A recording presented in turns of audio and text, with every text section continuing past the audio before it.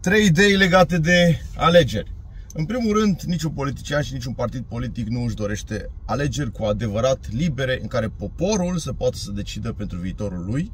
De aceea, niciun partid politic nu propune implementarea unui sistem de vot pe tehnologia blockchain, așa cum este Bitcoin-ul, pentru că se poate face foarte clar să fie anonim, dar se poate și vedea foarte clar cine cu cine a votat și dacă votul este valid și nu poate fi influențat de niciun sistem, de niciun serviciu, de niciun politician, de nicio eroare umană. Asta este frumusețea tehnologiei blockchain. Dar aici ajungem la a doua idee. Serviciile secrete. Se demonstrează foarte clar că prin intervenția unor servicii secrete, votul este direcționat către cineva sau către altcineva după interesul serviciilor care au mai mare influență în România.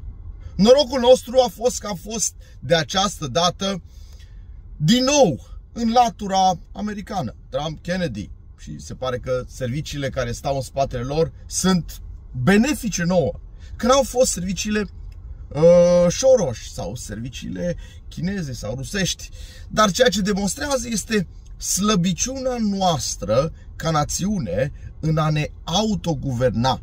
Și aici ar trebui să punem foarte mare accent pe modalități prin care putem să ne autoguvernăm și acest lucru se pot face prin descentralizare, printr-un vot prin tehnologia blockchain, așa cum spuneam, printr-o modalitate în care să existe mai puțină putere centralizată. Asta este soluția.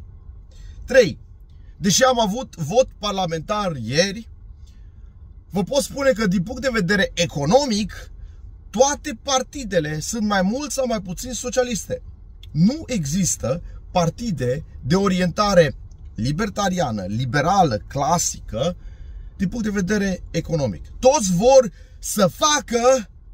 Realitatea este că eu la 26 de ani, când am candidat prima oară, spuneam cel mai important lucru pe care statul trebuie să-l facă este să creeze un mediu de afaceri concurențial și corect, să reducă bugetele locale, bugetele județene și bugetele naționale, pentru că banii pe care statul nu îi colectează rămân în buzunarele voastre și a noastre, ale cetățenilor.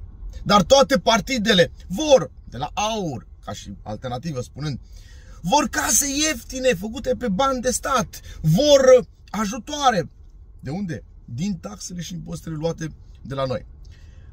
Chiar dacă Călin Georgescu vine cu un concept nou și vehiculează piața liberă și concurența ca și idei fundamentale și distributismul ăsta care aș vrea să mi-l explice mai clar, din punctul meu de vedere, toți sunt mai mult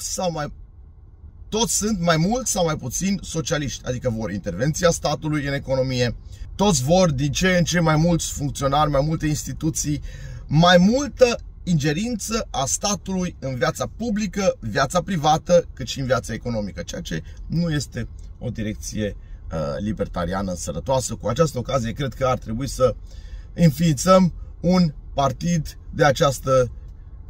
cu această idee în cap. Pentru că oamenii nu doar că vor mai puțin LGBTQ și așa mai departe, oamenii vor să fie lăsați în pace, vor să aibă taxe și impozite mai puține, pentru ca ei să se poată autoguverna.